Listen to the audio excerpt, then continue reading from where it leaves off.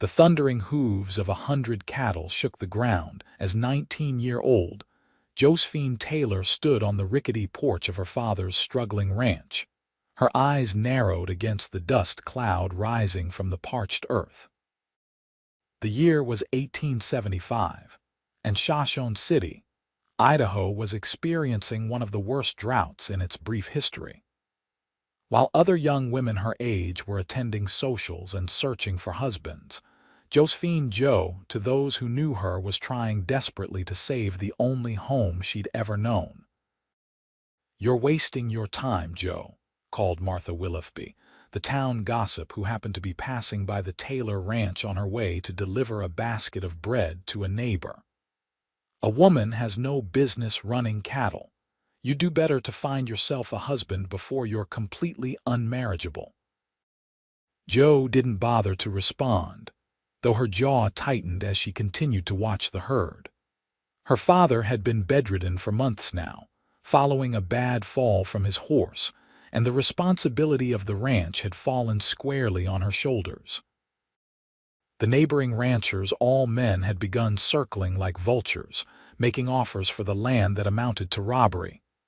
"No one will have you now anyway," Martha continued, seemingly unbothered by Joe's silence. 20 years old next month and still unwed. And look at you. Dressed in those men's clothes, hair all wild from the wind. My herald says you're more cowboy than lady these days." Joe turned then, her blue eyes flashing. "I'd rather be a cowboy than Harold Willoughby's wife any day, Martha. Now, if you'll excuse me, I have a ranch to run." Martha huffed and continued down the road, no doubt eager to spread more gossip about the Taylor girl's unladylike behavior. Joe sighed and pushed a strand of honey blonde hair back from her face. She didn't have time to worry about marriage or what the town thought of her. The ranch hands had all left 2 weeks ago when she couldn't pay their wages, and the bank was threatening to foreclose if she didn't make a payment soon. Joe returned to the barn where she'd been mending a broken bridle when Martha's arrival had interrupted her. The leather was worn like everything else on the ranch, but it would have to do. She couldn't afford new tack, not with the drought making feed scarce and expensive. "Josephine," her father's weak voice called from the house. Joe set aside her work and hurried back to the small ranch house. Inside, the air was stale and warm despite the open windows. Her father, once a robust and commanding presence, now lay thin and pale in the bed that had been moved to the front room so he could look out the window. "Did I hear Martha Willoughby's voice?" James Taylor asked, his voice rough from disuse. Joe nodded, pouring a glass of water from the pitcher beside his bed. "Just passing by with her usual helpful comments." Her father's lips twitched in a weak smile. That woman never could keep her thoughts to herself. He took the water gratefully, his hand trembling slightly. "What was it this time? Your unladylike ways, your advanced age of spinsterhood?" "Both," Joe confirmed, sitting on the edge of the bed. "According to Martha, I'm doomed to die alone, surrounded by nothing but cattle and dust."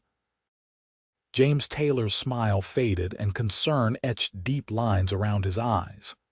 "Joe, maybe she's right about some things. Not about you being unmarriageable, any man would be lucky to have you, but about the ranch. It's too much for one person, especially now." Joe shook her head firmly. "We're not having this conversation again, Pa. The Taylor ranch has been in our family for 3 generations. I'm not giving up on it just because times are hard.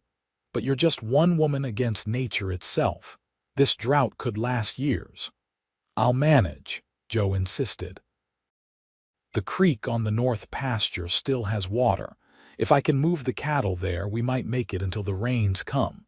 Her father sighed, clearly unconvinced. "The north pasture is 10 miles away and you can't drive the herd alone."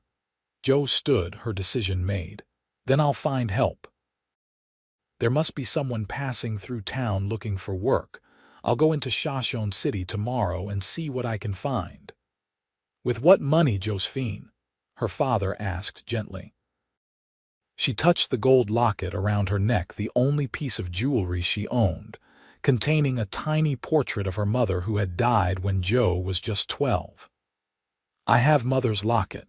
It's not much, but it might be enough to hire one good hand for a few weeks. Just long enough to get the herd to water and maybe sell off a few head to make the bank payment. James Taylor's eyes filled with tears. Your mother would be proud of you, Joe, but she'd also want you to be happy. Joe leaned down and kissed her father's forehead. I am happy when our ranch is thriving, and it will thrive again. You'll see. The next morning dawned hot and cloudless, the sun already scorching by the time Joe hitched her mare to the small buckboard wagon. She'd put on her only dress, a faded blue calico that had seen better days, and attempted to tame her wild hair into a respectable bun. The effect was undermined by the cowboy hat she placed firmly on her head, but she couldn't risk a sunburn, propriety be damned. I've left stew warming on the stove, she told her father as she checked his water pitcher and medicine. Mrs. Gunderson will be by at noon to check on you. Their elderly neighbor was the only person in the area who still offered help, and Joe was grateful for her kindness, even if the old woman's hands were nearly as gnarled and weak as her father's now. Be careful in town, James cautioned. And Joe, don't feel you have to sacrifice everything for this ranch. Your mother and I wanted it to be a legacy for you, not a burden. Joe squeezed his hand but made no promises. The ranch was her home, her heritage, and her future. She wouldn't give it up without a fight. The 5-mile ride to Shoshone City was dusty and uncomfortable. By the time Joe reached the main street, her dress was coated in a fine layer of dirt, and her carefully arranged hair had already begun to escape its pins. She ignored the stares and whispers that followed her as she tied her horse outside the general store. Inside, the store was blessedly cool compared to the baking heat outside. Joe nodded politely to Mrs. Henderson behind the counter and made her way to the bulletin board where notices were posted, sometimes including advertisements for work. Well, if it isn't Josephine Taylor, came a silky voice from behind her. I heard your ranch hands all quit. Seems they didn't take kindly to taking orders from a girl. Joe turned to face Victor Holloway, owner of the largest ranch in the county and the man who'd made the most persistent offers to buy her father's land. Mr. Holloway, she acknowledged stiffly. They left because I couldn't pay them, as you well know. The older man smiled, though it didn't reach his eyes. My offer still stands. I'll give you a fair price for the Taylor spread, enough for your father to get proper medical care in boys and for you to set yourself up comfortably. Your idea of fair and mine differ significantly, Joe replied. The answer is still no. Victor's smile tightened. You know you can't run that ranch yourself. You're just prolonging the inevitable. No bank will loan money to a woman, and no cowboy worth his salt will work for one either. Joe lifted her chin. We'll see about that. She turned back to the bulletin board, but the only notices were for a church social the following Sunday and an advertisement for patent medicine. Her heart sank, though she kept her face carefully neutral. She couldn't let Holloway see her desperation. Miss Taylor, Mrs. Henderson called from the counter. Will you be picking up your usual supplies today? Joe approached the counter, keenly aware of Holloway watching her. Not today, Mrs. Henderson. I just came to town to see if anyone was looking for work. The older woman's kind eyes filled with sympathy. I haven't heard of anyone, dear. Times are hard all around with this drought. She lowered her voice. Though I did hear that the stage brought a stranger to town yesterday, staying at the Elkhorn Saloon, I believe. A cowboy of some sort, by the look of him. Hope flared in Joe's chest. Thank you, Mrs. Henderson. She turned to leave, only to find Victor Holloway blocking her path. "The Elk Horn is no place for a respectable woman, Miss Taylor," he said, his voice carrying just enough for others in the store to hear. "What would people think?" "I imagine they'll think I'm hiring help for my ranch, Mr. Holloway," Joe replied evenly. "Though I'm sure you'll suggest otherwise in your conversations." She stepped around him and walked out into the blinding sunlight, her back straight despite the weight of stairs following her. The Elk Horn Saloon was at the far end of the main street, its swinging doors propped open in a futile attempt to catch any breeze that might pass through town. Joe hesitated outside. She'd never set foot in a saloon before, and doing so would certainly give the gossips like Martha Willoughby enough fodder for weeks. But what choice did she have? The ranch needed help, and if there was a cowboy for hire inside, she had to at least try. Taking a deep breath, Joe pushed through the doors. The saloon was dim after the bright sunlight, and it took a moment for her eyes to adjust. When they did, she found herself the center of attention as every head turned in her direction. The piano player faltered mid-note, and the low hum of conversation died. "Well, well," drawled the bartender, a burly man with an impressive mustache. "Don't often see ladies of quality in here, Miss Taylor. Something I can do for you." Joe stepped forward, ignoring the curious stares. "I'm looking for a man," she began, then flushed as several patrons chuckled. "That is, I'm looking to hire a cowhand. I heard there might be someone new in town looking for work." The bartender's eyebrows rose. "Might be. What's the pay?" Joe hesitated. "Room, board, and a share of profits when we sell the cattle." More chuckles, and the bartender shook his head. "Not likely to find many takers for that deal, Miss Taylor. Men need cash money these days." "I can offer a small advance," Joe said, her hand moving unconsciously to the locket around her neck.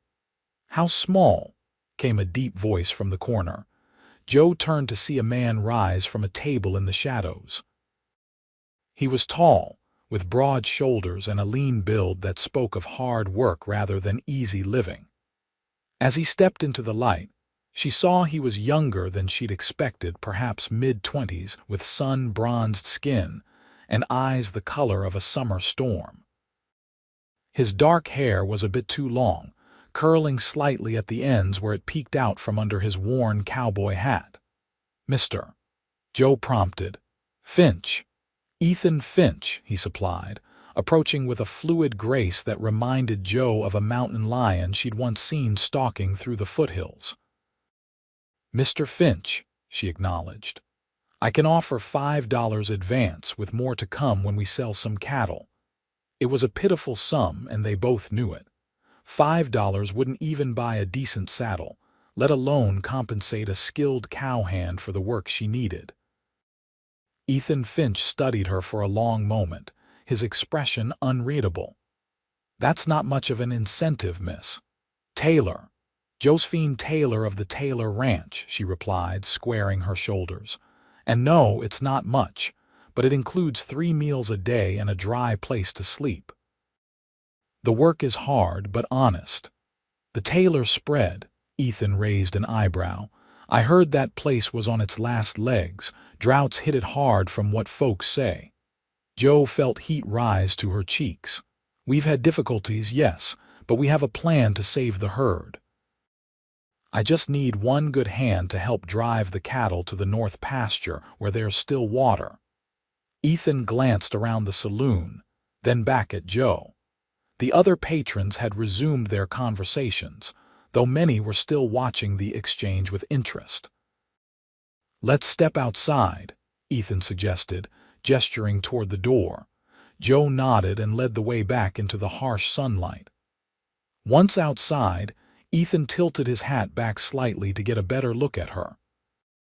"Miss Taylor, I've been riding these territories for a few years now, and I've learned to spot a desperate situation when I see one."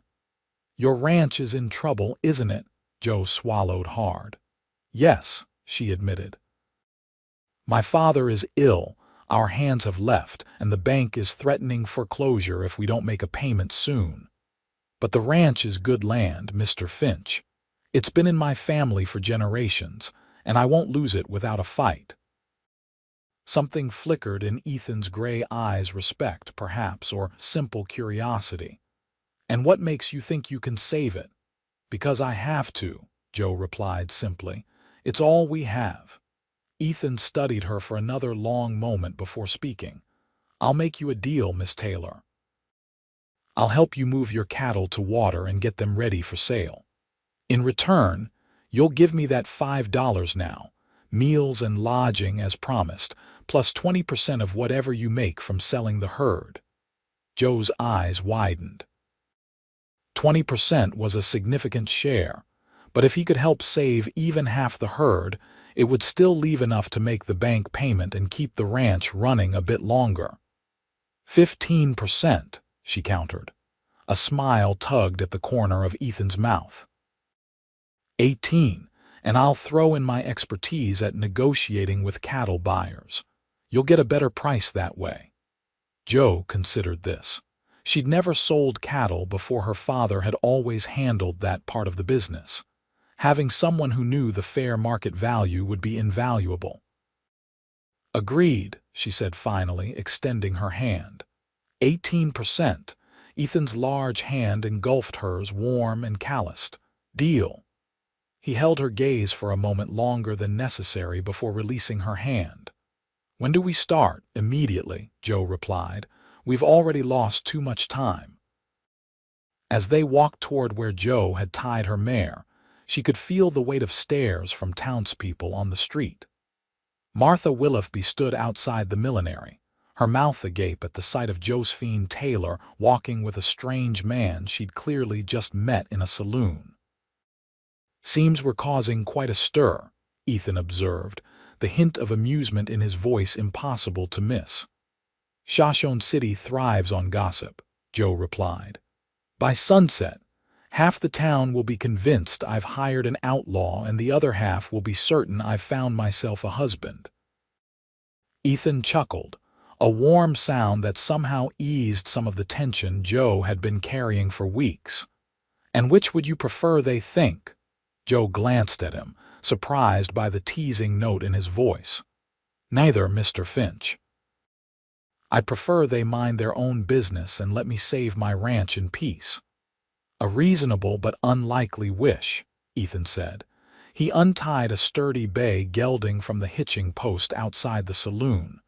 "I'll follow you to the ranch, Miss Taylor. Lead the way." As Joe climbed into her buckboard, she caught sight of Victor Holloway watching from across the street, his expression thunderous. She lifted her chin slightly and nodded in his direction before flicking the reins and setting off toward home, Ethan Finch following close behind on his bay. The sun was high overhead by the time they reached the Taylor ranch. Dust swirled around them as they approached the weathered main house and the cluster of outbuildings that comprised the heart of the operation. The cattle pens were mostly empty, save for a few scrawny calves and their mothers. The main herd, such as it was, could be seen in the distance, scattered across the parched pasture in search of what little grass remained. "How many head do you have left?" Ethan asked as he dismounted. "About 120, Joe replied, climbing down from the buckboard. "Down from nearly 300 this time last year. We lost many in the winter and had to sell others when feed became too expensive." Ethan nodded, his experienced eye taking in the condition of the ranch. "The north pasture is better than this. Much. It's in a valley with a year-round creek running through it. The water level is lower than usual but still flowing. There's good grass there, or at least there was when I checked 2 weeks ago." "Why haven't you moved them already?" Joe sighed. "It's not an easy drive. There's a narrow pass we have to take the herd through, and it takes at least 3 experienced hands to manage it safely. I couldn't do it alone, and by the time I realized how bad the drought would be this year, I couldn't afford to pay the men." Ethan frowned. 2 people still isn't enough for a drive like that. It will have to be, Joe said firmly. Unless you know someone willing to work for the same terms you agreed to. Before Ethan could respond, the front door of the house opened and James Taylor appeared, leaning heavily on a walking stick. His face was pale from the effort of getting out of bed, and Joe hurried to his side. "Pa, you shouldn't be up," she scolded gently, supporting his thin frame. "Had to see who you brought home," James replied, his gaze fixed on Ethan. "Heard the horses." Ethan stepped forward, removing his hat. "Ethan Finch, sir. Your daughter has hired me to help move your cattle to better pasture." James studied the younger man with sharp eyes that belied his weakened physical state. "You're a long way from home, Mr. Finch. That's a Texas drawl if I ever heard one." "Yes, sir. Born and raised near San Antonio. Been working my way north for the past few years. Running from something or towards something?" James asked bluntly. "Pa," Joe exclaimed, embarrassed by her father's directness. Ethan didn't seem offended. "Fair question, sir. Neither exactly. Just looking for the right place to put down roots." James nodded slowly. "Well, Mr. Finch, my daughter is a good judge of character, so if she's hired you, that's good enough for me. But I should warn you, this job won't be easy money." "I don't expect it to be," Ethan replied. "But I've never been afraid of hard work." "Good," James said, "because saving this ranch will take more than just hard work. It'll take a miracle."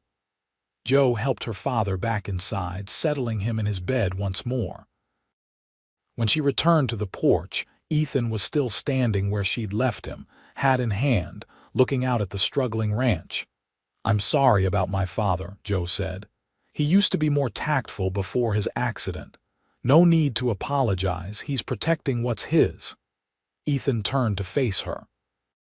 "Now, why don't you show me around and we can make a plan for moving those cattle?" For the next hour, Joe gave Ethan a tour of the ranch. She showed him the barn, the bunkhouse where he would stay, the corral, and the equipment they had available, much of it in need of repair. Ethan asked intelligent questions and made mental notes of what needed immediate attention. "The cattle first," he decided as they returned to the main house. "We need to get them to water before we lose any more. Once they're settled in the north pasture, we can come back and work on the most pressing repairs." Joe nodded her agreement. "How soon can we leave?" "Tomorrow at dawn," Ethan said. "We'll need supplies for at least 3 days on the trail. Do you have enough food stocked?" "Some." "Not much," Joe admitted, "but I can make do with what we have." Ethan reached into his pocket and pulled out a few coins. "Add this to the $5 you're giving me, and I'll ride back into town to get what we need: food, ammunition, and a few basic supplies." Joe stared at the money in his hand. "Mr. Finch, I can't take your money." "You're not taking it," he corrected. "You're using it to provision the drive, which benefits us both. Consider it an investment in my 18%. After a moment's hesitation, Joe nodded. "Thank you, I'll pay you back." "I know you will," Ethan said simply. He put his hat back on and headed toward his horse. "I'll be back before sunset. Make a list of what you need most, and I'll do my best to get it all." As Ethan rode away, Joe felt a strange mixture of hope and uncertainty. She'd placed her trust and the future of the ranch in the hands of a man she'd just met. It was a risk, but one she had to take. With a deep breath, she turned and went inside to check on her father and make that list. In town, Ethan moved efficiently from store to store, gathering the supplies they would need for the cattle drive. He purchased coffee, beans, flour, bacon, and other staples, as well as ammunition for the rifle he'd seen hanging over the fireplace in the Taylor home. At the general store, Mrs. Henderson watched him curiously. "You're the cowboy working for Josephine Taylor now?" she asked as she wrapped his purchases. "Yes, madam," Ethan replied politely. "Good. That girl needs help, though she'd never admit it." Mrs. Henderson lowered her voice. "Watch out for Victor Holloway. He wants that Taylor land, and he's not used to being told no." Ethan's expression remained neutral. "Thanks for the warning." As if summoned by the mention of his name, Victor Holloway entered the store just as Ethan was gathering his packages. The older man's eyes narrowed as he recognized the stranger from the saloon. "So you took the job with the Taylor girl," Holloway said, blocking Ethan's path to the door. "You should know that ranch is done for. No amount of hard work will save it now." Ethan met Holloway's gaze steadily. "Seems to me that's for Miss Taylor and her father to decide, not you or me." "I'm just trying to save you some trouble, Cowboy. That girl is stubborn as a mule and twice as headstrong. She'll work you to death for promises she can't keep." "I appreciate your concern," Ethan replied, his tone making it clear he didn't. "But I've made my decision." He moved to step around Holloway, but the rancher shifted to block him again. "I could use a good hand at my place," Holloway offered. "Real wages paid weekly. Better than whatever pittance the Taylor girl promised you." Ethan's expression hardened slightly. "I gave Miss Taylor my word, Mr. Holloway. Where I come from, that means something." "Your loss," Holloway sneered, finally stepping aside. "But when you're ready for real work with real pay, my offer stands." Ethan nodded curtly and left the store, securing his purchases to his saddle. As he mounted his horse, he noticed Martha Willoughby watching him from across the street, whispering to another woman. No doubt Josephine Taylor's reputation was already suffering from her association with him. The thought troubled him more than it should have. After all, he was just passing through, looking for work. The Taylor Ranch was just another job, albeit one with unusually challenging circumstances. But something about Josephine's determination, her fierce loyalty to her family's legacy, had struck a chord with him. By the time Ethan returned to the ranch, the sun was low in the sky, casting long shadows across the dusty yard. Jo emerged from the house as he rode up, wiping her hands on her apron.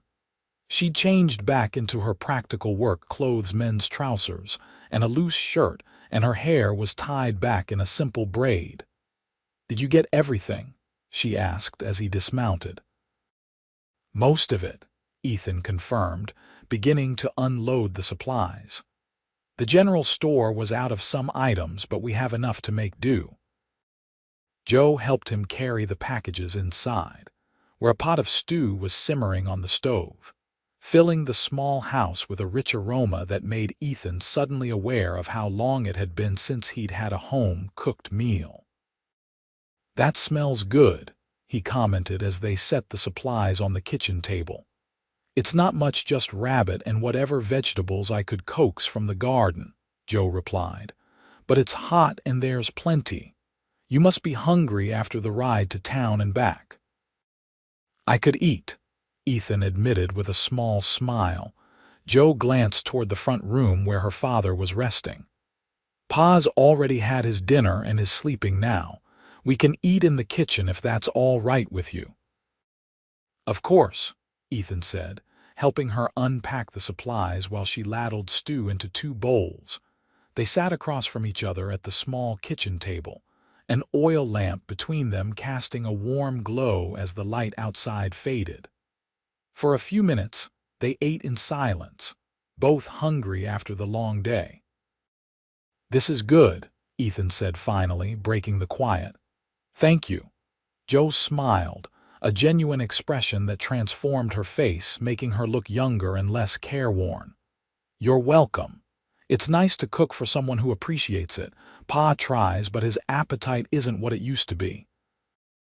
"How long has he been ill?" Ethan asked. Jo's smile faded. "He fell from his horse about 6 months ago, broke his leg badly and hit his head. The leg never healed right and he hasn't been the same since the head injury. Some days are better than others." "I'm sorry," Ethan said quietly. "That's a heavy burden to carry alone." Joe shrugged, trying to appear nonchalant, but Ethan could see the toll it had taken on her. We manage, or we did, until the drought got so bad. The north pasture will help, Ethan assured her. If the creek is still flowing as you said, we can keep the herd healthy until you can sell some. And if we can't sell enough to make the bank payment? Joe asked, voicing the fear that had clearly been plaguing her. Ethan considered his words carefully. One problem at a time, Miss Taylor. First, we save the cattle, then we figure out how to save the ranch. Joe nodded, seemingly comforted by his practical approach. You're right, and please call me Joe. Miss Taylor makes me feel like my mother. Joe, Ethan agreed with a nod, and I'm Ethan. Mr. Finch makes me feel like my father, and that's not a comparison I welcome. Something in his tone made Joe look at him more closely. Not close to your family. Not anymore, Ethan replied, his expression closing off slightly. Haven't been back to Texas in 5 years, and don't plan to return. Joe didn't press for details, which Ethan appreciated. They finished their meal in companionable silence, and then Joe showed him to the bunkhouse where he would stay. It's not much, she apologized, lighting a lantern inside the simple structure. But the roof doesn't leak and the bunks are sound. I've slept in far worse places, Ethan assured her, setting his saddlebags on one of the lower bunks. This will do just fine. Joe lingered in the doorway, fidgeting slightly with the hem of her shirt. I want to thank you, Ethan, for taking this job when most men wouldn't. It means more than I can say. Ethan turned to face her, struck by the vulnerability that briefly showed through her tough exterior. You don't need to thank me. We made a deal and I'll hold up my end, but… He paused, choosing his words carefully. I admire what you're trying to do here. Not many would fight this hard against such odds. Joe's cheeks colored slightly at the compliment. Good night, Ethan. Dawn comes early.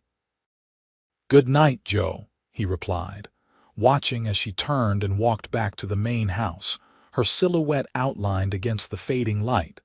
As promised, they set out at dawn the next day. Joe had packed provisions for 3 days, though Ethan hoped they could make the drive in 2 if all went well. The cattle were thin but still strong enough to make the journey, and they seemed eager to move once Ethan and Joe began herding them northward. Your father was a good rancher, Ethan commented as they rode alongside the moving herd. These cattle are in better shape than I expected, given the circumstances. Joe's face brightened at the praise. He taught me everything I know about ranching. Said a woman should be able to run a spread as well as any man, even if society disagreed. Smart man, Ethan replied. My father, on the other hand, believed women belonged in the house, children at their feet and men making all the decisions. And you, what do you believe? Joe asked, expertly turning a stray cow back toward the main herd. Ethan considered the question. I believe people should do what they're good at, regardless of whether they're men or women. And you, Joe Taylor, are good at this. The drive was hard work, especially with just the 2 of them managing over 100 head of cattle. By midday, both were covered in dust, and their voices were growing hoarse from calling to the herd. When they stopped briefly to water the cattle at a small creek, Joe slid from her horse with a groan. I'd forgotten how much work this is, she admitted, stretching her back. It's been a while since I drove cattle all day. Ethan dismounted more smoothly, though Joe could see he was tired too. We're making good time. If we push on until sunset, we should reach the pass by tomorrow morning. Joe nodded, taking a long drink from her canteen before offering it to Ethan. He accepted it gratefully, their fingers brushing briefly during the exchange. Tell me about the pass, he said, handing the canteen back. You mentioned it would be difficult with just the 2 of us. Joe described the narrow ravine. They would need to navigate steep walls on either side and barely wide enough for 3 or 4 cattle abreast. If the animals spooked or tried to turn back, they could easily cause a dangerous pileup. "We'll need to take it slow," Ethan said thoughtfully. "One of us at the front leading them through, the other bringing up the rear to keep them moving forward. It will take hours to get them all through that way," Joe pointed out. "Better slow than dead," Ethan replied grimly. "A stampede in that pass would be devastating." Joe couldn't argue with his logic, though the delay concerned her. Every day away from the ranch meant her father was alone except for Mrs. Gunderson's brief visits. But Ethan was right, they couldn't risk losing the cattle now. They resumed the drive, pushing on until the setting sun made it too dangerous to continue. Finding a relatively flat area with some shelter from the wind, they made camp for the night. The cattle settled nearby, too tired to wander far. Joe built a small fire while Ethan tended to the horses. When he returned, she had coffee brewing and beans heating in a small pot. "Simple fare tonight," she apologized, handing him a tin cup of coffee. "Better than trail rations," Ethan assured her, sitting across the fire. The flickering light cast shadows across his face, highlighting the strong line of his jaw and the weariness in his eyes. "How far to the north pasture once we clear the pass?" "About 3 miles," Joe replied. "Mostly easy terrain, sloping downhill into the valley. The creek runs right through the middle and there's good grass on both sides." Ethan nodded, sipping his coffee. "With luck, we'll have them settled there by tomorrow night." They ate their simple meal in comfortable silence, both too tired for much conversation. As the fire burned low, Joe wrapped herself in her blanket and lay down, using her saddle as a pillow. Across the fire, Ethan did the same. "Good night, Ethan," Joe murmured, her eyes already closing. "Good night, Joe," came his soft reply. "Sleep well." Despite her exhaustion, Joe found herself lying awake, listening to the night sounds around them, the occasional lowing of the cattle, the soft nickering of the horses, and the steady breathing of the man across the fire. There was something comforting about his presence, a sense of security she hadn't felt since her father's accident. Eventually, sleep claimed her, and when she woke, the sky was just beginning to lighten in the east. Ethan was already up, rekindling the fire and setting coffee to brew. "You should have woken me," Joe said, sitting up and pushing her hair back from her face. Ethan glanced over at her, a small smile playing at the corners of his mouth. "You looked like you needed the rest." They ate a quick breakfast of hardtack and jerky, then broke camp and got the herd moving again. By mid-morning, they reached the pass. It was just as Joe had described, a narrow gap between towering rock walls, barely wide enough for 3 cattle side by side. "I'll take the lead," Ethan said, studying the terrain. "You follow behind and keep them moving. If any try to turn back, make noise, lots of it. We don't want them getting the idea they can retreat." Joe nodded, understanding the strategy. Ethan rode ahead with a few of the lead cows, guiding them into the pass. Once they started through, Joe began urging the rest of the herd to follow. It was slow, painstaking work, especially when they reached the narrowest part of the ravine. The cattle grew nervous, sensing the danger of the tight space, and Joe had to work hard to keep them moving forward. Hours passed, the sun climbing high overhead and then beginning its descent. Joe's throat was raw from calling to the cattle, and her arms ached from waving her hat to keep the animals moving. Finally, as the light began to fade, the last cow cleared the pass, and Joe let out a sigh of relief. She rode forward to where Ethan was waiting with the bulk of the herd in a small valley beyond the pass. His shirt was dark with sweat, his face streaked with dust, but his eyes were bright with accomplishment. "We did it," Joe said, her own fatigue momentarily forgotten in the triumph of the moment. "We did," Ethan agreed. "And just in time. Another hour and it would have been too dark to see. They made camp there for the night, both too exhausted to push on to the north pasture. The cattle were tired as well, settling quickly once they were free of the confining pass. This time, when Joe lay down by the fire, sleep came swiftly. She dreamed of green pastures and flowing water, of cattle growing fat and healthy, of her father strong again and the ranch prospering. And somewhere in those dreams, Ethan Finch was there too, his steady presence a comfort she hadn't known she needed. The next morning dawned clear and cool, a welcome respite from the heat of the previous days. They reached the north pasture by noon, and Joe felt her heart lift at the sight that greeted them. The creek still flowed, its clear water glistening in the sunlight, and the grass, while not as lush as in better years, was still green and plentiful. The cattle seemed to sense the bounty ahead, quickening their pace as they approached. "It's perfect," Ethan said, watching as the herd spread out along the creek, drinking deeply before beginning to graze. "It is," Joe agreed, relief washing over her. "They should do well here until we're ready to sell." They spent the remainder of the day setting up a simple camp. They would stay for a few days to ensure the cattle settled properly and to select the ones that would be sold first. Ethan constructed a rough shelter using branches and Joe's tarp, creating a space that would protect them from the elements if the weather turned. As evening approached, Joe found herself reluctant to return to the ranch just yet.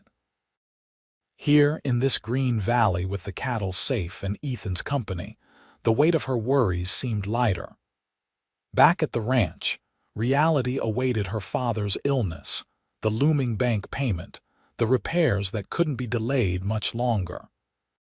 "Penny for your thoughts," Ethan said, coming to sit beside her on a fallen log as the sun began to set. Joe smiled wryly. "I'm not sure they're worth that much." "Try me," he encouraged. Joe sighed, looking out over the peaceful scene before them. "I was just thinking that I don't want to go back yet. Is that terrible? My father is alone, the ranch is falling apart, and yet part of me wants to stay here where things seem possible." Ethan was quiet for a moment, considering her words. "It's not terrible, it's human. Sometimes we all need a moment to breathe before facing our battles again." "And what about you?" Joe asked, turning to look at him.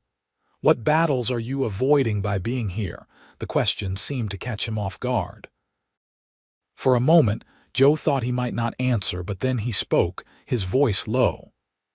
"My father wanted me to marry the daughter of a neighboring rancher. A suitable match, he called it. I had other ideas. We argued, things were said that couldn't be unsaid, and I left.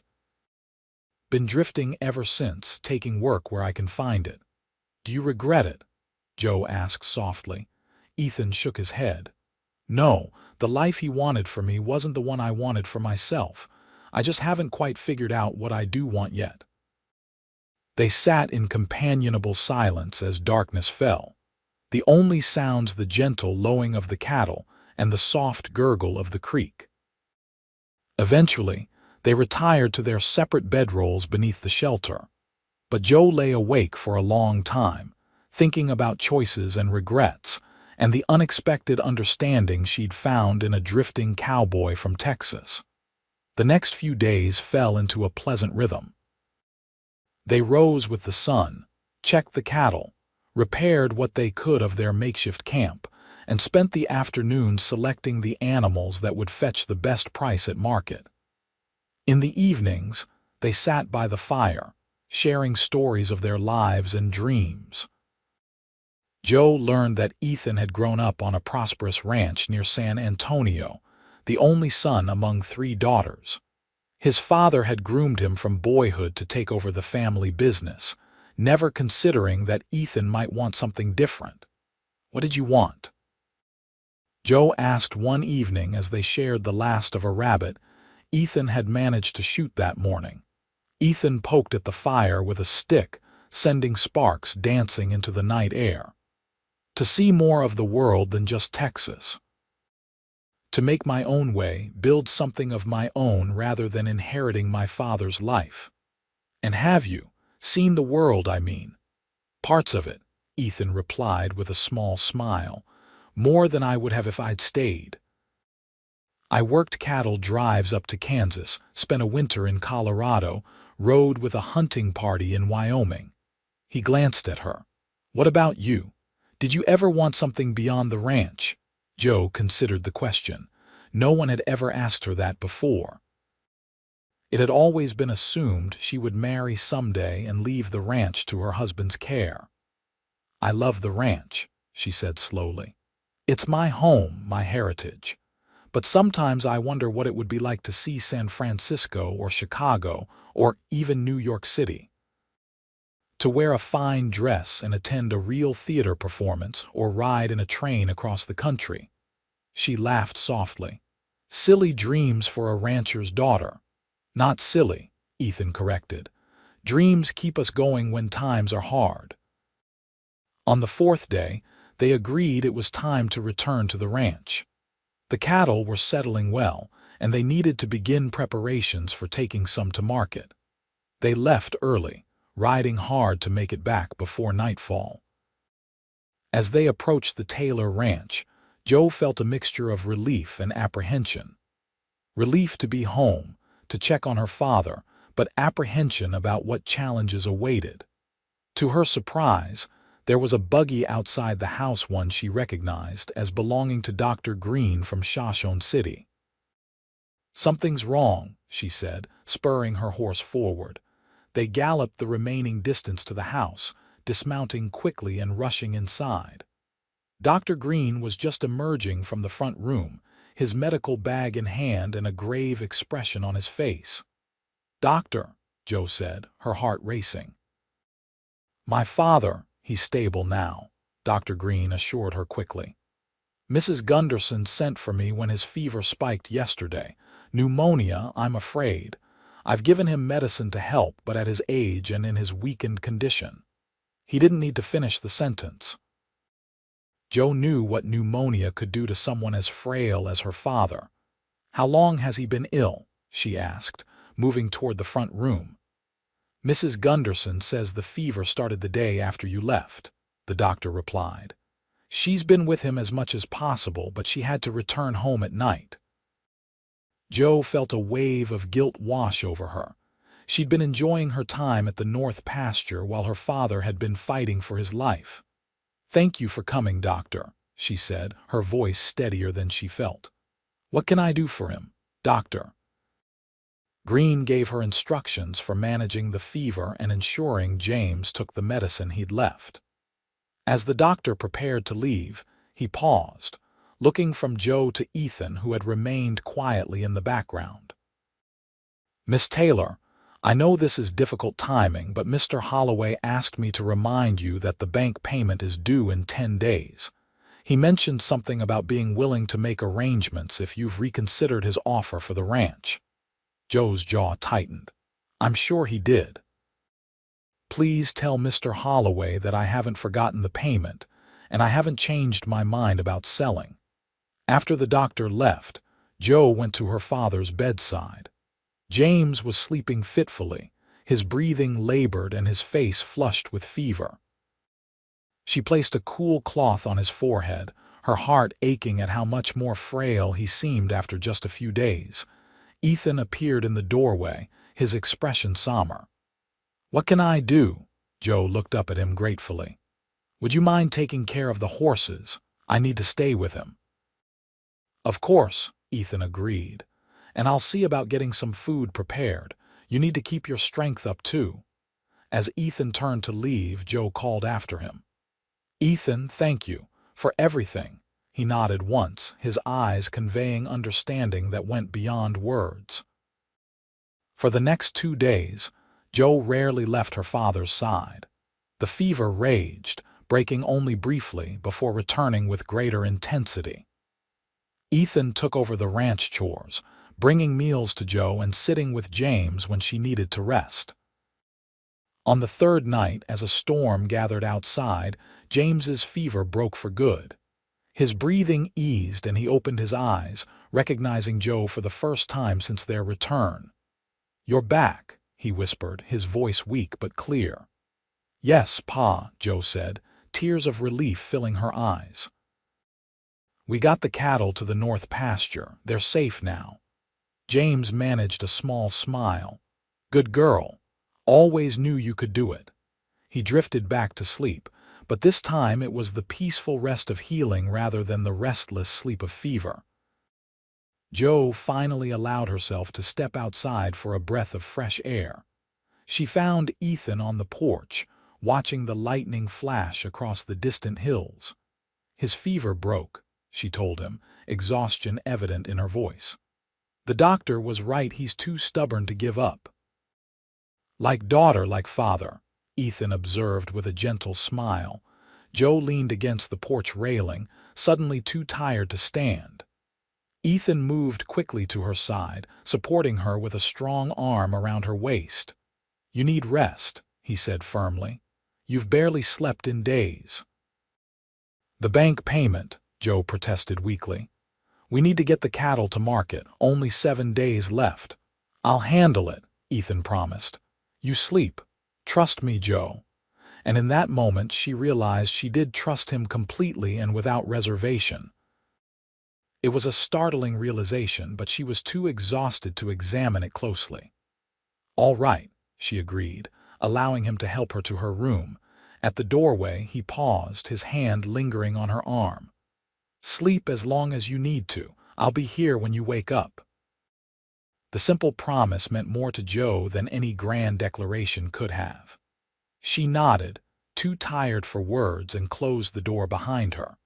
Within minutes, she was asleep, the sound of rain on the roof a soothing lullaby. When Joe awoke, sunlight was streaming through her window. She sat up with a start, realizing she'd slept the entire day and night. Quickly dressing, she hurried out to find her father. James was sitting up in bed, looking remarkably better. Color had returned to his cheeks, and though he was still weak, his eyes were clear and alert.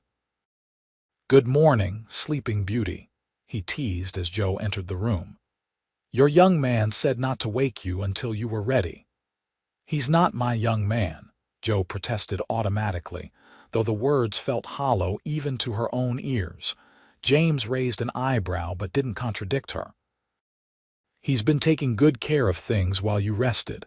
Said something about riding to town this morning to talk to cattle buyers." Joe's eyes widened. "He went to town. Alone. Seemed confident he could handle it," James replied. "Said he'd been negotiating cattle prices since he was knee-high to a grasshopper." Joe wasn't sure whether to be grateful or concerned. On one hand, they desperately needed to sell some cattle to make the bank payment. On the other, Ethan was walking into Victor Holloway's territory without her there to run interference. She spent the morning caring for her father and catching up on household chores. By mid-afternoon, she was watching anxiously for Ethan's return. When she finally heard hoofbeats approaching, she rushed to the porch, relief washing over her at the sight of Ethan riding toward the house. "How did it go?" she called as he dismounted. Ethan's face was grim as he climbed the porch steps. "Holloway's been busy. He's spread word all over town that the Taylor Ranch is failing and that any cattle you sell are likely diseased or starving." Joe felt her heart sink. "No reputable buyer will touch our cattle with that kind of talk going around." "That's what Holloway's counting on," Ethan confirmed. "He wants you desperate enough to accept his lowball offer for the ranch." "What are we going to do?" Joe asked, fighting to keep the despair from her voice. "The payment is due in less than a week now." Ethan's expression shifted, a determined gleam appearing in his eyes. "We're going to outfox him. There's a buyer from Boys in Shoshone City looking for stock. New to the area, doesn't know Holloway yet. I spoke to him at the hotel." "And?" Joe prompted when he paused. "And he's interested, very interested. But he wants to see the cattle himself before making an offer." Hope flickered to life in Joe's chest. "When?" "Tomorrow, if we can get him to the north pasture," Ethan said. "I told him our best stock was there, and he's willing to make the ride if the cattle are as good as I described." "You're brilliant," Joe exclaimed, impulsively throwing her arms around him in a quick embrace. Ethan seemed surprised by the gesture but didn't pull away. Instead, his arms came around her briefly before they both stepped back, a flush coloring Joe's cheeks. "I should check on Pa," she said, suddenly flustered. "Will you come in for supper soon?" "I'll just see to my horse first," Ethan replied, his voice a touch rougher than usual.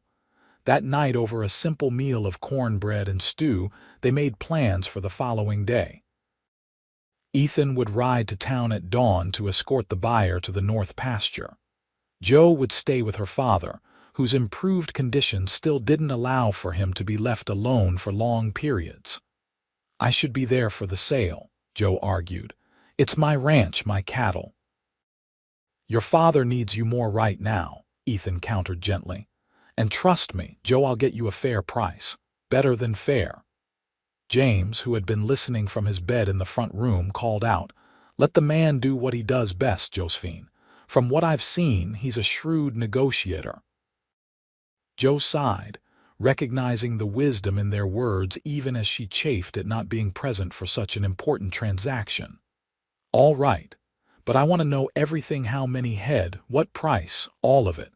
"Full accounting," Ethan promised with a small smile. "I wouldn't dare come back without one." The next morning, Joe stood on the porch watching Ethan ride away in the pre-dawn light. Something had shifted between them in the days since their return from the north pasture, a warmth, a connection that went beyond their business arrangement. She found herself thinking of him at odd moments, wondering about his life before Shoshone City, and, more dangerously, imagining what it might be like if he stayed. Such thoughts were foolish, Joe told herself firmly as she went back inside to check on her father. Ethan Finch was a drifter by his own admission. Once the cattle were sold and the immediate crisis averted, he would collect his percentage and move on. That was their arrangement, and she had no right to expect anything more. The day stretched endlessly as Joe waited for Ethan's return.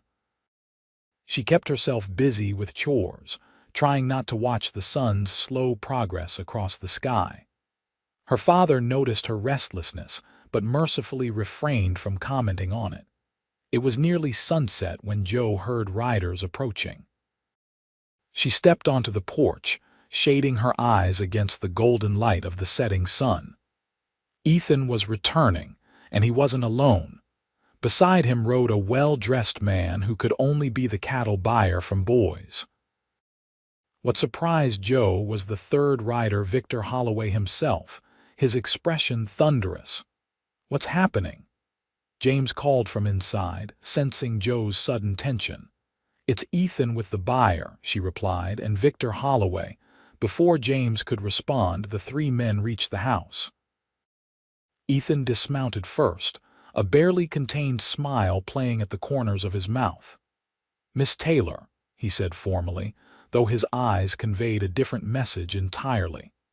"May I present Mr. Harold Jenkins, cattle buyer for the Boys Valley Company?" The well-dressed man tipped his hat to Joe. "Miss Taylor, a pleasure. Your man Finch here has been singing your praises all day." Joe felt her cheeks warm at the phrase "your man," but she maintained her composure. "Welcome to the Taylor Ranch, Mr. Jenkins. I hope you found our cattle to your satisfaction." "Indeed I did," Jenkins replied enthusiastically. "Fine stock, especially considering the drought conditions. We've reached an agreement for 30 head at $12 each." Joe's eyes widened in surprise. $12 a head was well above the going rate, especially for cattle that were still recovering from poor grazing conditions. "That's very generous, Mr. Jenkins," she said carefully, aware of Holloway's glowering presence. "Fair market value for quality stock," Jenkins insisted. My company is expanding operations and needs good breeding cattle. Yours fit the bill perfectly. Holloway finally spoke, his voice tight with barely controlled anger. Jenkins, I've warned you about the condition of that herd. You're making a mistake. I saw the cattle with my own eyes, Holloway, Jenkins replied calmly. They're exactly what I need. The deal is done. He turned back to Joe, removing an envelope from his coat pocket. $360, Miss Taylor, as agreed with Mr. Finch. The men will come tomorrow to drive the selected cattle to the railhead. Joe accepted the envelope with hands that trembled slightly. It was more than enough to make the bank payment and have some left over for supplies and repairs. Thank you, Mr. Jenkins, she said sincerely. Your business is greatly appreciated. Jenkins nodded, clearly pleased with the transaction. Well, I should be getting back to town. Got a telegram to send to boys about our new acquisition.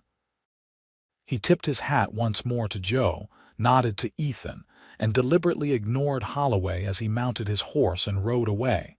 Holloway remained, his face darkening with anger as he looked from Joe to Ethan.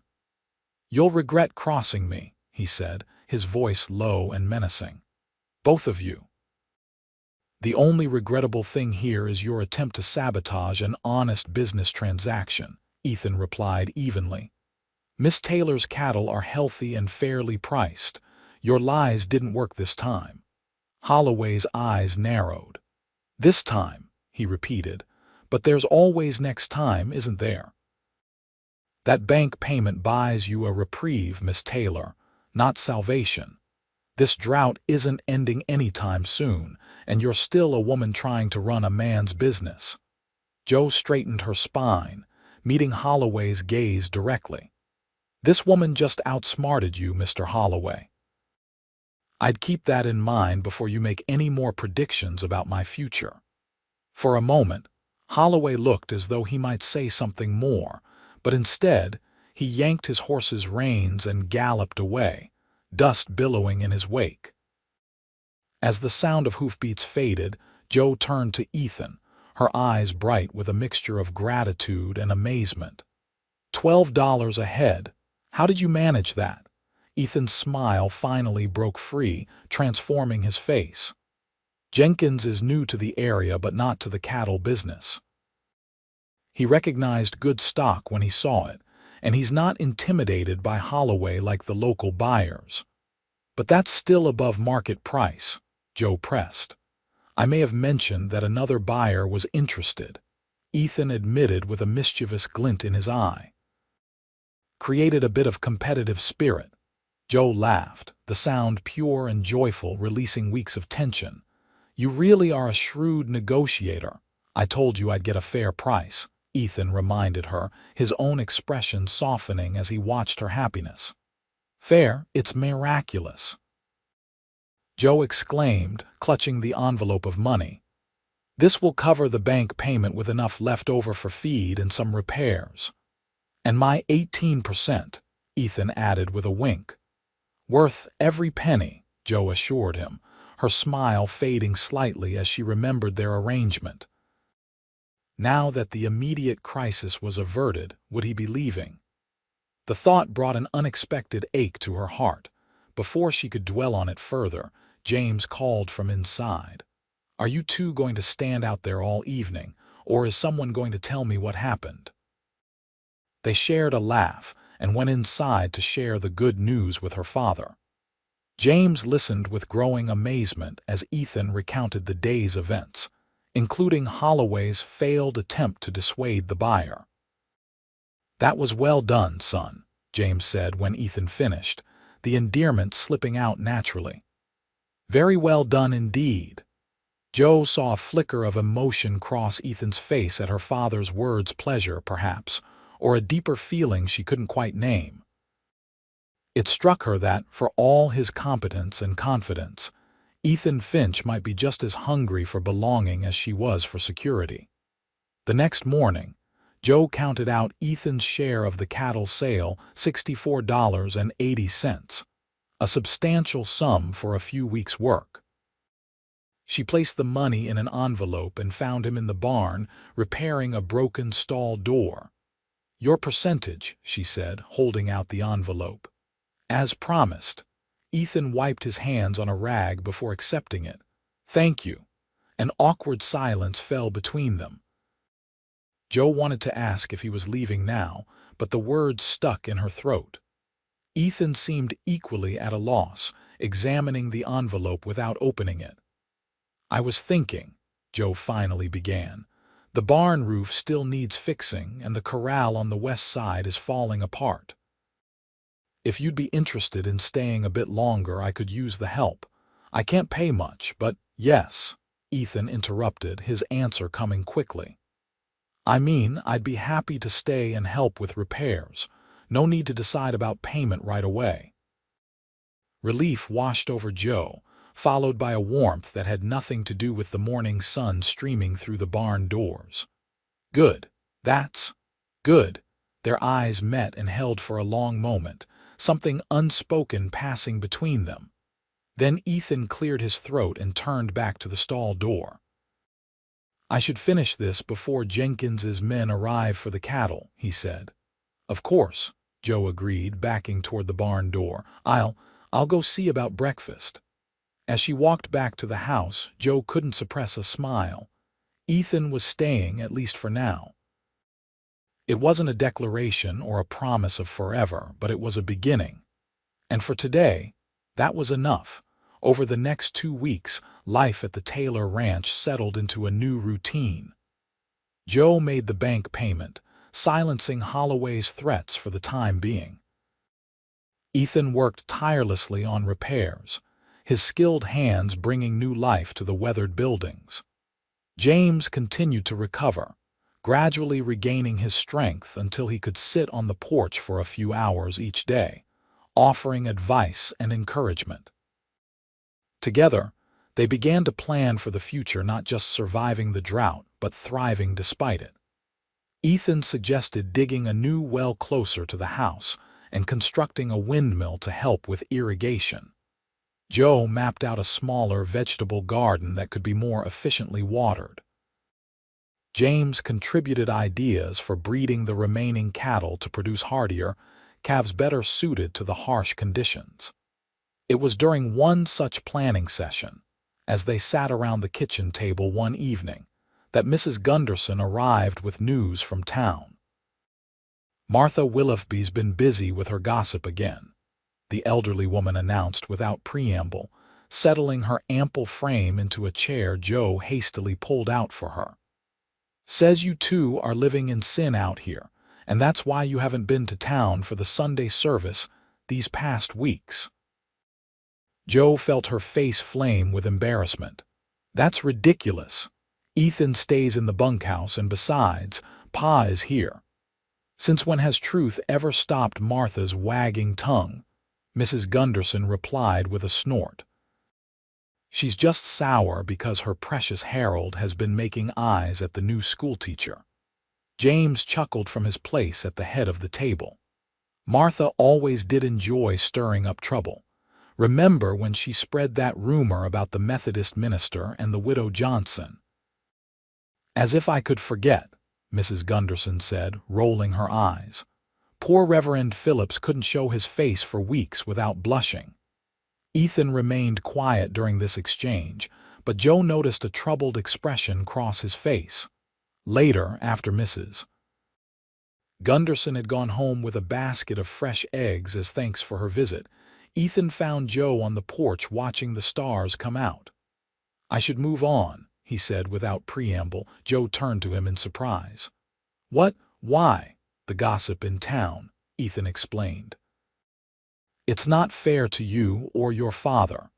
Your reputation, my reputation, has been the subject of gossip since I started wearing trousers and running this ranch," Joe interrupted. "I don't care what Martha Willoughby or anyone else thinks." "You should care," Ethan insisted. "A woman's reputation is important in these parts. I've seen how it can affect business, relationships, everything." Joe stepped closer to him, her eyes searching his face in the fading light. "Are you really worried about my reputation, Ethan? Or is this just an excuse to leave because you're getting too comfortable here?" Ethan looked away, his jaw tightening. "That's not fair, Joe. Isn't it?" she challenged. "You've been running for 5 years by your own admission. Maybe it's time to stop and figure out what you really want." "And what about you?" Ethan countered, turning back to face her. "Do you know what you want? Because from where I'm standing, you're so focused on saving this ranch that you've never considered what might make you happy beyond it."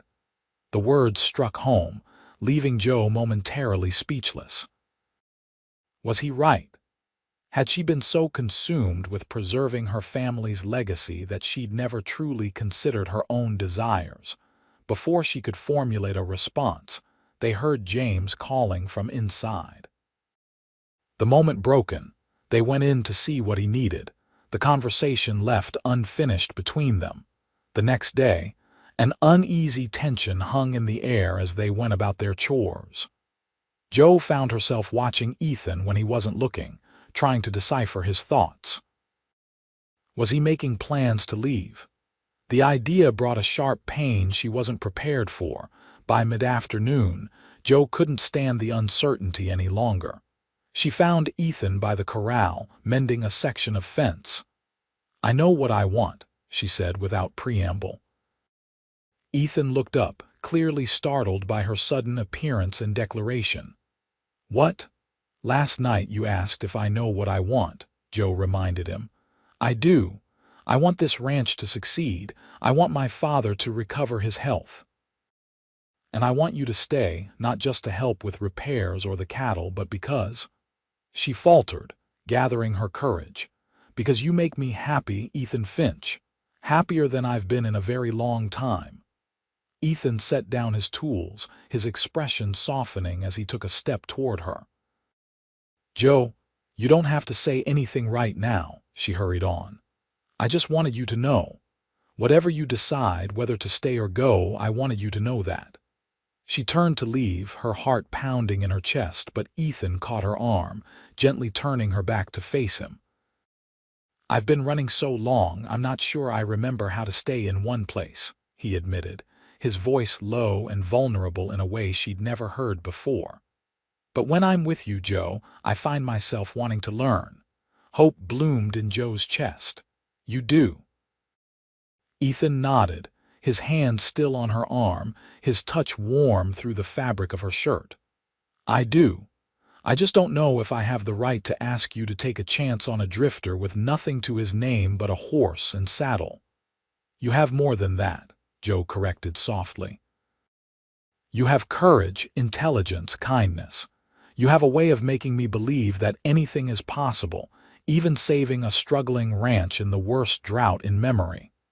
A slow smile spread across Ethan's face, transforming it in a way that made Joe's heart skip. "Is that so?" "It is," she confirmed, returning his smile. "And I'm not asking for promises, Ethan. Just stay a little longer, see where this leads." "I think I'd like that," Ethan said, his hand sliding down to capture hers. "Very much." The moment hung between them, full of possibility and unspoken feelings. Then, with a gentle tug, Ethan drew her closer. Joe went willingly, her free hand rising to rest against his chest as he bent his head toward hers. Their first kiss was tentative, a soft brush of lips that quickly deepened into something more certain. Joe felt as though the ground had shifted beneath her feet, leaving her unbalanced but wonderfully, gloriously alive. When they finally parted, both a little breathless, Ethan rested his forehead against hers. "Still think you know what you want," he murmured, a smile in his voice. "More than ever," Joe replied without hesitation. From the direction of the house came the sound of James Taylor clearing his throat rather loudly. They stepped apart to see him standing on the porch, leaning on his cane but looking decidedly amused.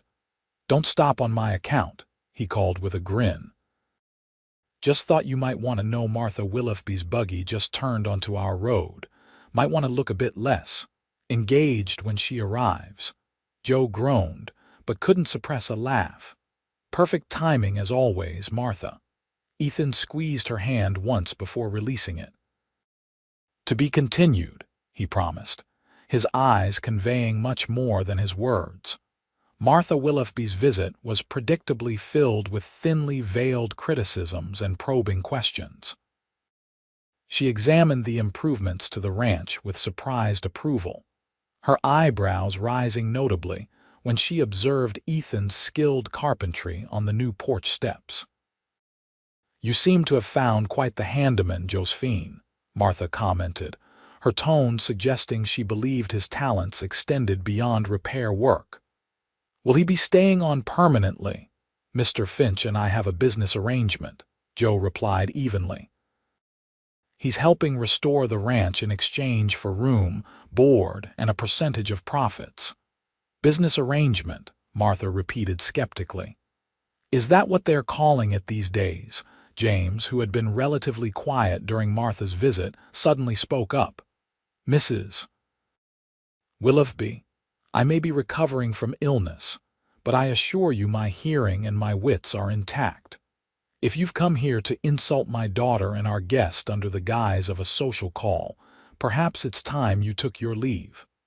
Martha flushed, clearly unaccustomed to being addressed so directly. "I meant no offense, James. I'm simply concerned for Josephine's reputation. A young, unmarried woman living with an unmarried man. Mr. Finch stays in the bunkhouse," James interrupted firmly. "And I'm here as chaperone. Josephine's reputation is perfectly intact. Thank you for your concern." The dismissal was clear. Martha sniffed indignantly but rose to leave, unable to argue further without appearing even more rude. As Joe saw her to her buggy, the older woman paused for a parting shot. "You know, Josephine, despite what people say, you might actually make someone a suitable wife someday, if you just try to be a bit more conventional." Joe couldn't help the laugh that escaped her. "Mrs. Willoughby, I believe that's the nicest thing you've ever said to me." "Thank you for the visit." Martha huffed and climbed into her buggy, clearly unsure whether she'd been complimented or insulted. As the dust from her departing vehicle settled, Joe returned to the porch where Ethan and her father waited. "Well, that should keep the gossip mill busy for at least a week," James observed dryly. "Longer, I imagine," Joe replied, settling into a chair beside him. "She seemed particularly interested in our business arrangement." Ethan leaned against the porch railing, an amused glint in his eyes. "Should we give her something more substantial to talk about?" James chuckled. "I'm not sure my old heart could take the excitement." They laughed together, the moment light and easy despite Martha's visit. Yet as the day wore on, Joe found herself thinking about the older woman's parting words. Despite the insulting delivery, there was a kernel of truth in them. Joe had never seriously considered marriage, too focused on the ranch and then on her father's illness. But now, with Ethan in her life, she found herself wondering about possibilities she'd previously dismissed. That evening, after her father had retired for the night, Joe found Ethan on the porch, gazing up at the stars. She joined him, standing close enough that their shoulders brushed. "Penny for your thoughts," she said, echoing his words from days earlier. Ethan smiled, his eyes reflecting the starlight. "I was thinking about roots," he admitted. "About how a man who's never stayed anywhere more than a few months might go about putting some down." Joe's heart quickened.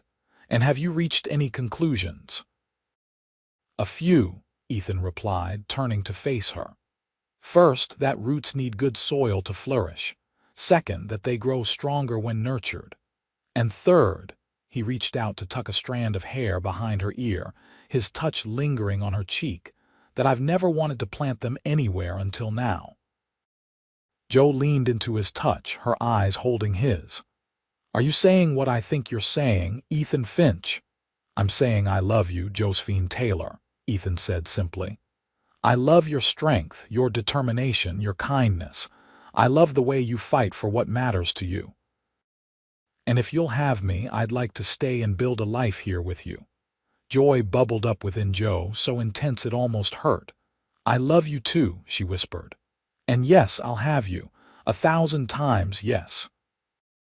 Ethan's arms encircled her, drawing her close as their lips met in a kiss that sealed their declaration. When they parted, both were smiling, the future suddenly bright with promise. "Martha Willoughby is going to be insufferable when she hears about this," Joe murmured against Ethan's shoulder. "Let her," Ethan replied, pressing a kiss to the top of Joe's head. "Some things are worth a little gossip." They stood together under the vast Idaho sky, two hearts that had found their way to each other against all odds. The ranch might still face challenges: drought, harsh winters, economic uncertainties, but they would face them together, stronger as a pair than either had been alone. The next morning, Joe woke with a lightness in her heart that had been absent for too long. She dressed quickly and went to check on her father, finding him already awake and looking better than he had in months. "Good morning, Pa," she greeted him cheerfully. "You're looking well today." James smiled knowingly. Amazing what a little happiness in the house can do for a man's recovery. "I take it you and Ethan reached an understanding last night." Joe felt her cheeks warm. "We did. He's asked to stay permanently, with me, with us." "About time," James replied with satisfaction. "I was beginning to think I'd have to drop some more obvious hints." Joe laughed, sitting on the edge of his bed. "You knew. I may be old and sick, but I'm not blind," her father said affectionately. "I've seen the way he looks at you when you're not watching, and the way you light up when he enters a room." His expression grew more serious. "He's a good man, Joe. Reminds me of myself at that age, a bit unsure of his place in the world, but with a good heart and strong hands." "I love him, Pa," Joe said simply. James nodded, reaching out to squeeze her hand. "I know you do, and he loves you enough to put down roots after years of drifting. That says something important about a man." They heard the front door open and close, followed by Ethan's footsteps in the kitchen. Joe's heart quickened at the mere sound of his presence in their home. "Go on," James encouraged with a smile.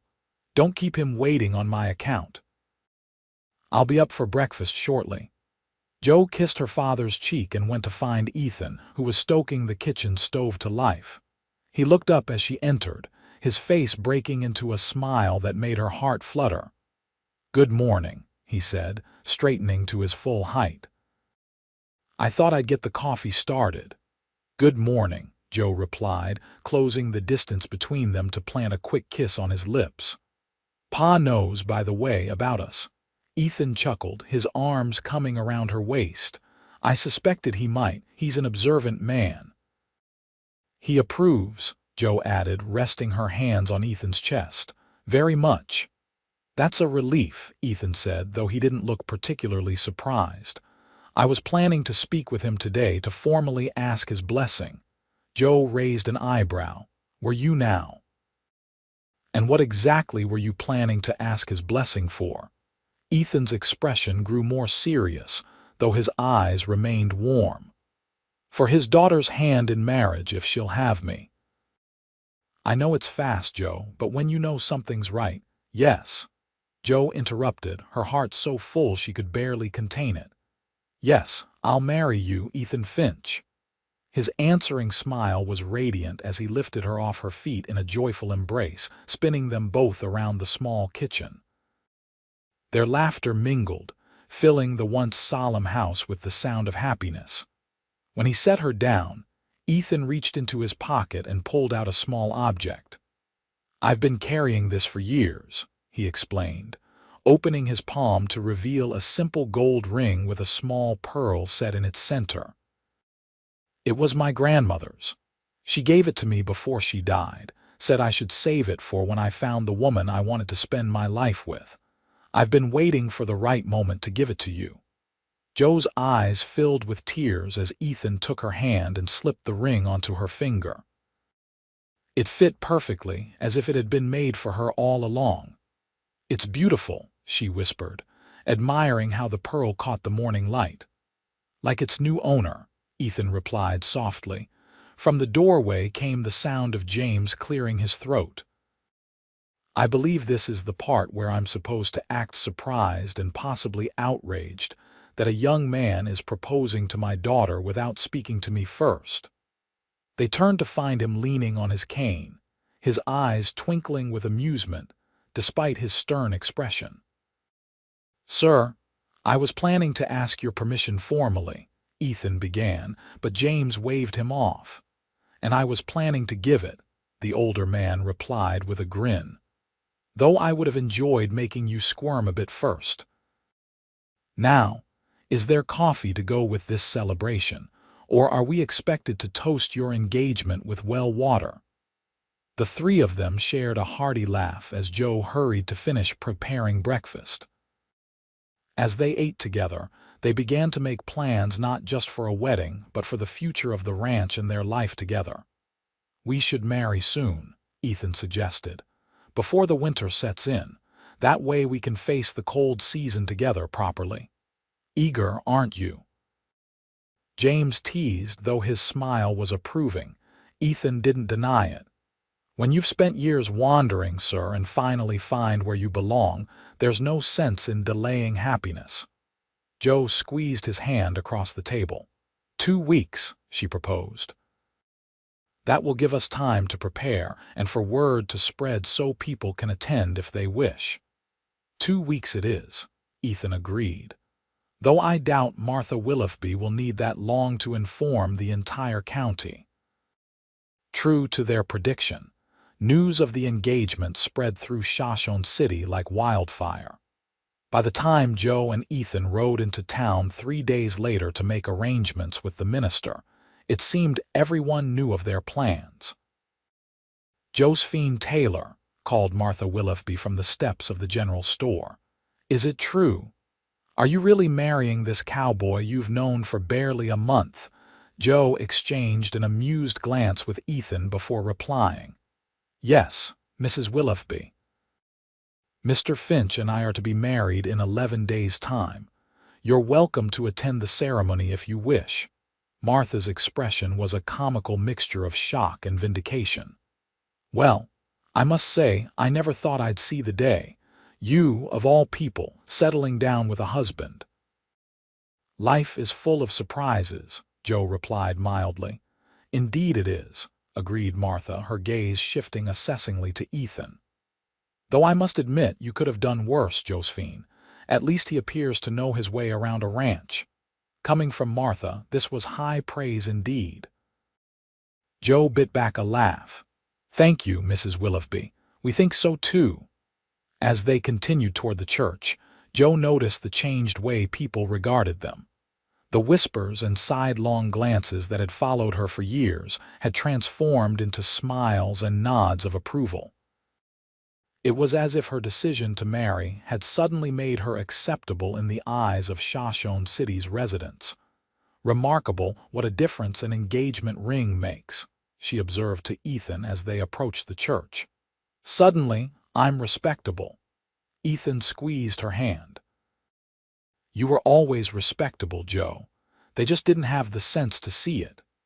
The minister, a kindly older man named Reverend Thompson, welcomed them warmly and agreed to perform the ceremony at the Taylor Ranch rather than in the church. "James should not have to travel in his condition," the Reverend said understandingly. "And a home wedding has a charm all its own."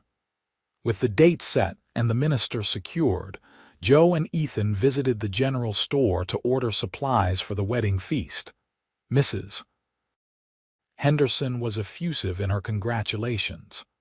"I knew from the moment I saw you two together," she declared, clapping her hands in delight. "Such a handsome couple, and so right for each other." Joe exchanged an amused glance with Ethan, both recalling their first meeting in the Elkhorn saloon.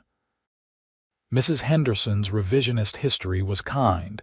if not entirely accurate. As they were completing their purchases, the store's door opened and Victor Holloway entered. The atmosphere in the store immediately tensed as he spotted Joe and Ethan. "Miss Taylor," he acknowledged stiffly.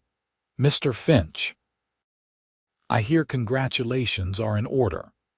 "Thank you, Mr. Holloway," Joe replied cautiously, surprised by his civil tone.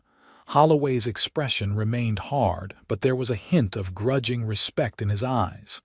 "You outplayed me with the cattle sale," he admitted. "Not many could have managed that in your situation." Joe inclined her head slightly, accepting the backhanded compliment. "Business is business, Mr. Holloway." "Indeed it is," he agreed. "And speaking of business, I've been thinking that perhaps a more cooperative approach might benefit us both in the future." Joe raised an eyebrow, skepticism evident in her expression. "What did you have in mind?" "Water rights," Holloway replied. "My eastern pastures have plenty. Your western ones are dry. Perhaps we could discuss a mutually beneficial arrangement for a fair price, of course." It was an olive branch of sorts, though Joe suspected it was prompted more by Holloway's recognition that she was a formidable adversary than by any genuine desire for neighborly relations. Still, water rights would be invaluable for the ranch's future. "We'd be willing to discuss it," she said after a moment's consideration. "Perhaps after the wedding." Holloway nodded curtly. "After the wedding, then. Good day to you both." As he moved to another part of the store, Ethan gave Joe an impressed look. "You handled that well." "Water rights would make a significant difference for the ranch," Joe explained. "And if Holloway is willing to be reasonable for once, we'd be foolish not to consider it." Ethan smiled, a mixture of pride and admiration in his eyes. "Mrs. Finch, I believe you're going to be a formidable rancher for many years to come." The sound of her future name on his lips sent a thrill through Joe. "Mrs. Finch," she repeated softly. "I like the sound of that." The next 11 days passed in a whirlwind of preparations. Joe, with help from Mrs. Gunderson and several other neighbor women, cleaned the ranch house from top to bottom, baked pies and cakes, and prepared for what was shaping up to be the most significant social event in Shoshone City that autumn. Ethan, meanwhile, worked with a team of men from town to repair the barn and corral fencing, creating a suitable space for the wedding celebration.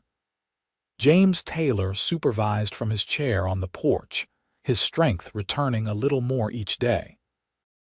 On the day before the wedding, Joe stood in her bedroom, looking at the dress laid out on her bed. It had been her mother's, a simple but elegant ivory gown with lace trim that Mrs. Gunderson had helped alter to fit Joe's taller frame.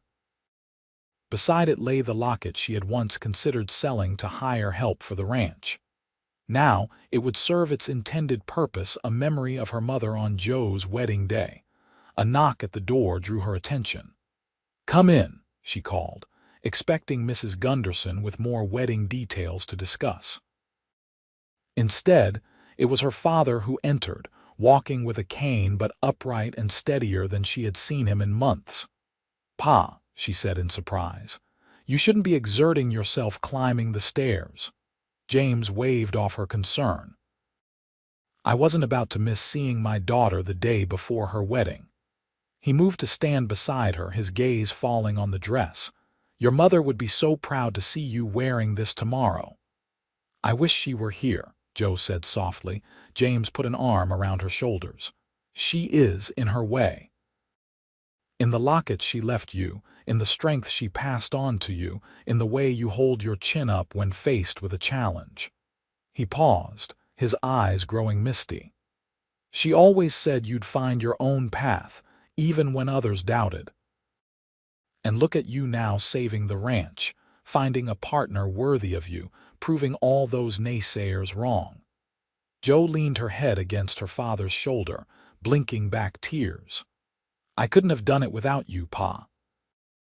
Everything I know about running the ranch, about standing my ground, I learned from you." "You give me too much credit," James replied. "You've got your mother's spirit and determination. I just gave you the practical skills to go with it." He straightened, reaching into his pocket. "Which reminds me, I have something for you." He pulled out a small leather pouch and placed it in Joe's hand.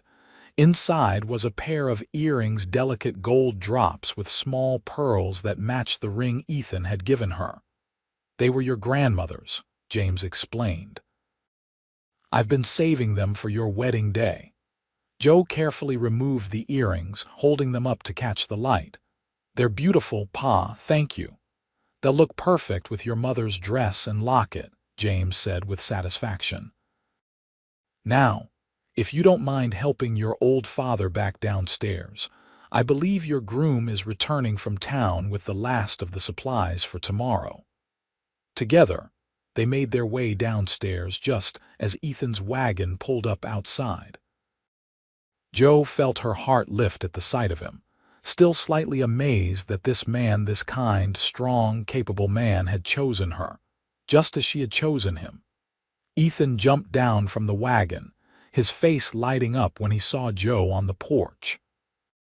"There's my bride," he called, striding toward her with long, purposeful steps. "Missing me already?" "Terribly," Joe replied with a laugh. "It's been at least 3 hours since breakfast." Ethan bounded up the porch steps to plant a quick kiss on her lips, mindful of James's presence. "Well, I come bearing gifts to make up for my absence. The cake Mrs. Henderson promised, a barrel of cider from the Johnsons," and he reached into his pocket with a flourish. "A letter from my sister in Texas. She sends her congratulations and hopes to visit in the spring." Joe accepted the letter with surprise. "You wrote to your family about me?" "Of course," Ethan replied. "I told them I'd found the woman I want to spend my life with, and that we're building something special here." "Sarah, that's my youngest sister," wrote back immediately. "The others will take longer, I expect, especially my father." There was a hint of old pain in his voice at the mention of his father, but it was overshadowed by the genuine joy in his expression. Joe understood then that in choosing to stay with her, in putting down roots at the Taylor Ranch, Ethan had begun the process of reconciliation with his past. It might take time, but he was no longer running from it. "I can't wait to meet them," Joe said sincerely. "All of them when they're ready." Ethan's smile deepened, his eyes full of love. "Thank you for that. Now, should we unload these supplies before Mrs. Gunderson arrives and scolds us for dawdling?" The day of the wedding dawned clear and crisp, with just enough autumn chill in the air to make the afternoon celebration comfortable. The ranch had been transformed, the yard swept clean, lanterns hanging from the trees, tables set up for the feast, and flowers decorating the porch where Reverend Thompson would perform the ceremony. Joe stood in her bedroom, allowing Mrs. Gunderson to help her into her mother's dress.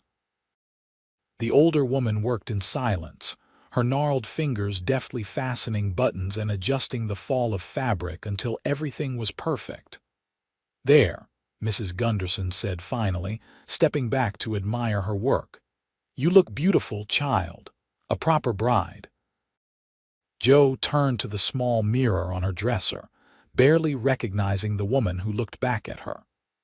The ivory dress complemented her honey blonde hair, which Mrs. Gunderson had arranged in soft waves with a few wildflowers woven through it. The gold locket rested at the hollow of her throat, and her grandmother's pearl earrings caught the light when she moved. "Thank you," Joe said softly, "for everything." Mrs. Gunderson patted her cheek affectionately. "You deserve every happiness, Josephine. You've worked so hard, carried so much on your young shoulders. It does my heart good to see you finding joy." A knock at the door announced the arrival of her father, dressed in his best suit and standing straighter than Joe had seen in months. "It's time, Josephine," he said, his voice thick with emotion as he took in the sight of his daughter. Ethan's waiting, and so are half the people in Shoshone City, if I'm not mistaken. Joe took a deep breath, suddenly nervous. How do I look, Pa? Like a vision, James replied without hesitation. The most beautiful bride these Idaho hills have ever seen. He offered his arm, and Joe took it, drawing strength from his steady presence as they made their way downstairs and to the front door. Outside, she could hear the murmur of voices as guests gathered on the porch and in the yard. "Ready?" James asked, pausing with his hand on the doorknob. Joe nodded, her heart full to bursting. "Ready." The door opened to reveal a scene more perfect than Joe could have imagined. Lanterns glowed in the afternoon light, casting a warm glow over the assembled guests. At the far end of the porch stood Reverend Thompson, his Bible open in his hands. And beside him stood Ethan, looking more handsome than Joe had ever seen him in a new suit, his dark hair neatly trimmed, his gray eyes finding hers immediately across the distance that separated them. A hush fell over the gathering as Joe and her father stepped outside. Someone began to play a fiddle, a sweet, simple melody that filled the air as they walked slowly toward where Ethan waited. Joe was dimly aware of familiar faces in the crowd. Mrs. Henderson beaming proudly, Martha Willoughby dabbing at her eyes despite her earlier skepticism, even Victor Holloway standing at the back with a grudgingly respectful expression. But Joe had eyes only for Ethan, whose gaze never left hers as she approached. When she reached his side and her father placed her hand in his, the sense of rightness was overwhelming. This was where she belonged with this man in this place, building a future together. The ceremony itself was brief but meaningful. Ethan and Joe exchanged vows, promising to love and cherish each other through all the seasons of life. When Ethan slipped a simple gold band onto her finger to join his grandmother's pearl ring, his hands were steady but his eyes were suspiciously bright. "By the power vested in me," Reverend Thompson concluded with a broad smile, "I now pronounce you husband and wife. Ethan, you may kiss your bride." Ethan needed no further encouragement. His arms encircled Joe as he kissed her with a tenderness that spoke of all they had overcome and all they had to look forward to. When they broke apart, the assembled guests erupted in cheers and applause. "May I present Mr. and Mrs. Ethan Finch," the Reverend announced, his voice carrying over the celebration. The rest of the day passed in a blur of congratulations, feasting, music, and dancing. As the sun began to set, casting long golden rays across the ranch, Joe found herself standing beside Martha Willoughby at the refreshment table. "Well, Josephine," Martha said with uncharacteristic warmth, "it seems I was wrong about you. They said you'd never find a husband, but here you are married before sunset, just as the day is ending." Joe smiled, her gaze finding Ethan across the yard where he was sharing a laugh with her father. "It's not an ending, Mrs. Willoughby. It's very much a beginning." Martha considered this, then nodded slowly. "Perhaps you're right, and a fine beginning it is." She patted Joe's hand in an almost motherly gesture. "Your cowboy is a good man. You hold on to him." "I intend to," Joe replied, surprised but touched by the older woman's approval. As the celebration continued into the evening, lanterns glowing like earthbound stars against the darkening sky, Ethan found his way back to Joe's side. His arms slipped around her waist as they stood together, watching their friends and neighbors enjoy the festivities. "Happy, Mrs. Finch?"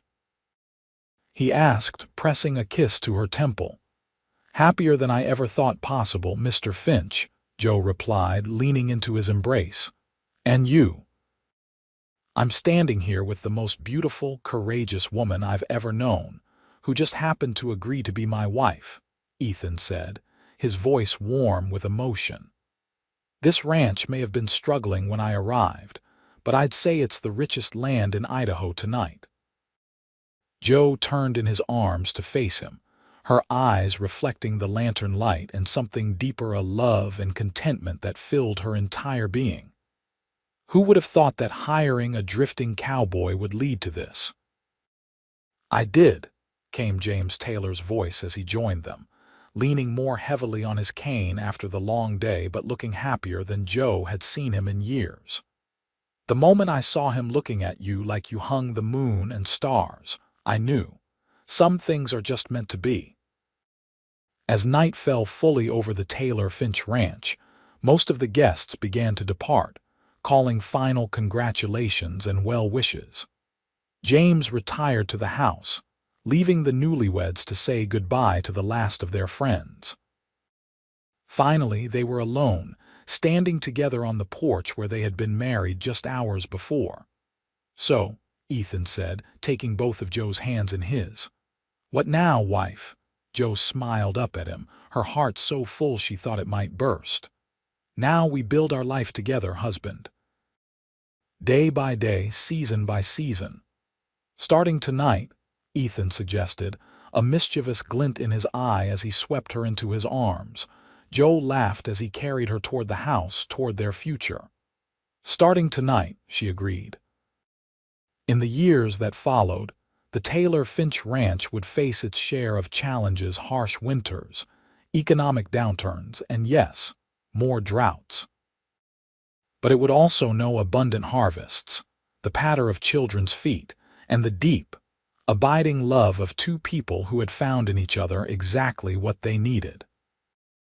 And sometimes, on summer evenings when the work was done and the children were settled, Jo and Ethan would sit together on the porch, watching the sunset paint the Idaho sky in hues of gold and pink. In those quiet moments, they would remember that first cattle drive, the desperate gamble that had saved the ranch, and the love that had blossomed against all odds. They would remember, too, the whispers and doubts that had once followed Jo through Shoshone City, the predictions that she would never find a husband, never be happy, never succeed. And they would share a smile, knowing that sometimes the best answer to those who say never is simply to prove them wrong before sunset and every day thereafter.